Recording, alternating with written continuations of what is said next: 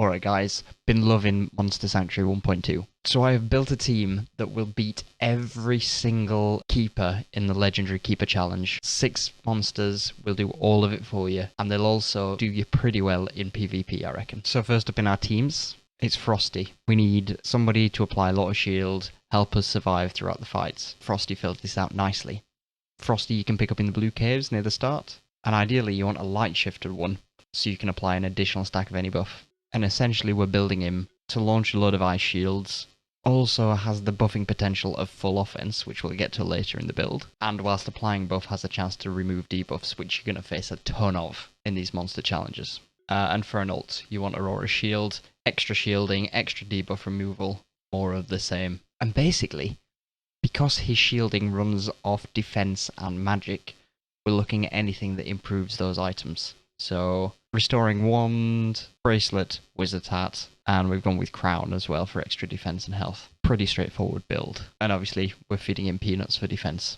So this is a 6 monster build. When you're running your legendary challenges, you've got 6 monsters available to you. So our replacement shield is going to be Diabola. If you see my previous videos, I love this guy. And all we're doing again is building tons of defense and doing lots of weakening shielding. So when this guy comes in late game, he's just going to apply weakening shield. He's going to stack multiple instances of weakness to stop anybody doing too much damage. And the level of shielding he'll apply to the team is insane. Again, for an ult, we're taking armor up to do even more shielding and applying some buffs. And if you want to know where to get him, check one of my previous videos on 5-starring Diabola as a champion. Equipment-wise, all about the defense, but also needed a little bit of mana regeneration to help you through some of the fights where he gets applied with chill. Next up, in the buff role, Thanatos. You can pick him up in the abandoned tower, and we want a dark shifted one, because he's going to help us do crit damage. And this is going to come in really handy later in the build. Now Thanatos has 3 great uses, but really, we want him for his buffing. So 1, similar to Frosty, we like the full offense, and he can also stack multi-might and multi-sorcery. Very handy for increasing our damage potential. Full bit of healing, it's all based on magic.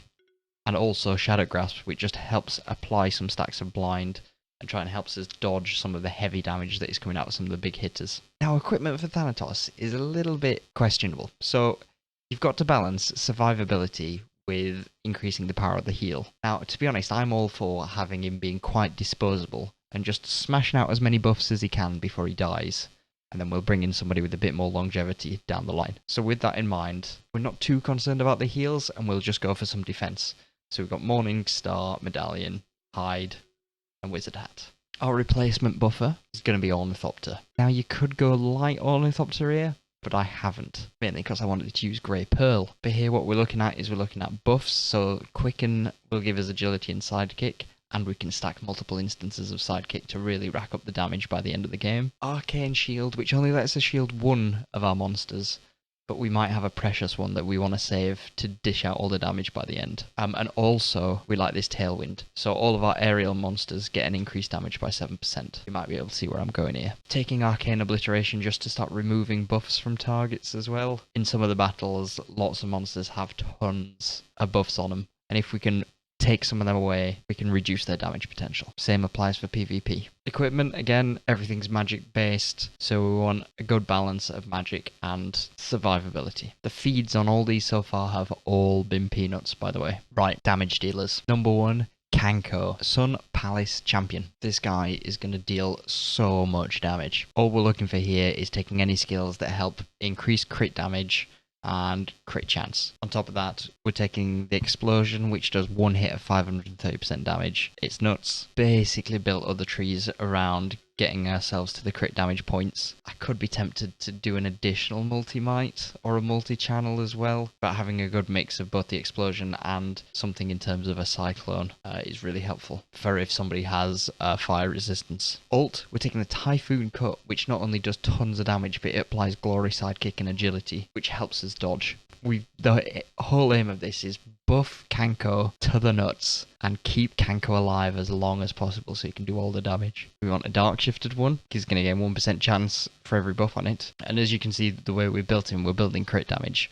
And for crit damage, we're at 242%, with a 43% chance of actually landing it. It's pretty strong. Now, equipment. Because a lot of Kanko's abilities actually rely on crit damage, We are just going for as much crit damage as possible. So it's Katana, Fin, Cape, Medallion. And this time we're feeding him Raspberries to again increase his crit damage. And we'll get the survivability elsewhere in the build. Final champion, replacement damage dealer, Irak. Now, if you want to get your hands on him and you've not got him yet, go to the Stronghold dungeon and there's an NPC there that gives you a quest to go and beat him. He'll lead you straight to it. It's pretty straightforward. Now what Irak lets you do is you're going to bring him in late in the fight if unfortunately you've lost Kanko, and he's just going to apply tons of stacks of blind to everything, and you're going to negate any damage that the enemy's doing to you with all these blinds, and you're going to whittle them down, finish them off. So essentially we're building full left tree, most of the right for Arcane Diffusion, which lets you, again, remove buffs from targets. Towards the end of the fight, monsters are going to have tons of buffs on them, so we want to, again, remove as many of those as we can,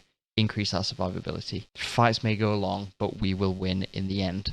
And Dark Shroud just is more of the same in that regard. Equipment, again, we're all about the magic. So, Abyssal Sword, Scroll, Bracelet, Wizard Hats. Look at that, I've even got a +4 bracelet. Could upgrade that. And again, we'll peanut away for defense. Now, if you're looking for a quick, straightforward team to get yourself an Irak, get yourself a Diabola, a very simple Frosty and Thanatos team with some kind of damage dealer that's going to pick on the weaknesses of the single monster that you want to beat is a great start. But when we go into fights and we start with our front three, what we really want to do is get some full offense onto Kanko and then use Kanko's Typhoon cut to buff himself some more and start by doing lots of damage. You should probably get a kill the first round for most of the fights. You should probably then survive the first wave of damage, and then with Thanatos' healing and Frosty's shielding, you should be able to heal and shield your way through most of it and go again just one round at a time. Kanko will kill one monster every single turn, and eventually you'll beat him. And these 6 monsters will take out every single team in the Legendary Monster Challenge. So there you go, gang. What do you think to the team? Have you done something different?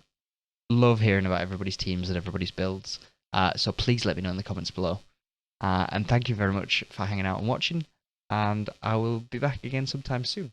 Especially since they're making a free DLC for Monster Sanctuary. So we've got even more content coming on the way. Really looking forward to it. More monsters as well. Anyway, enjoy your games, guys, and I will catch you in a bit.